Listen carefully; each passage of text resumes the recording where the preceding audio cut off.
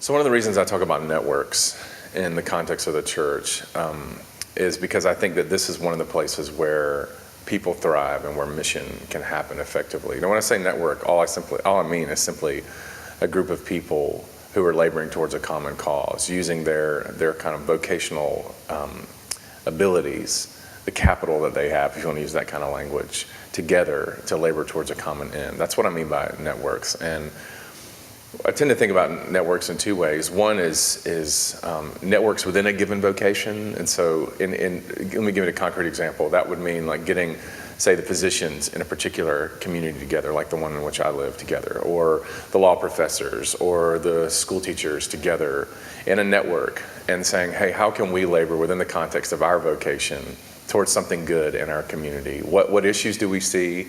What resources do we have together that we can bring, and how might we address these things? And so that's a vocation-specific network, and I think people thrive in that. They get excited to talk about that, about the implications of the gospel for business or for law or things like that. But then there are also what I generally call kind of cross-vocational networks or multi-vocational networks, and that is to say, for example, if we had some of the physicians in town and some of the teachers in town and some of the parents in town and some of the pastors and all gathering together and using their respective abilities in their spheres to talk about how we can address a particular issue.